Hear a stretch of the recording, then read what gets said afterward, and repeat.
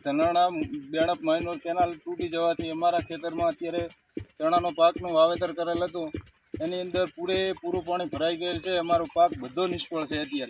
અમારે અત્યારે 1.5 થી 2 લાખ રૂપિયાનું નુકસાન છે. સરકારી તંત્રને ફોન કરીએ, નર્મદા નિગમને કોઈ નથી ફોન ઉપાડતું, નથી જવાબ દેતું. અમારે અત્યારે પૂરેપૂરું નુકસાન છે. આ કેનાલનું તમે પાણી જોઈ શકો છો, આખું ખેતર ભરાઈ ગયેલ છે.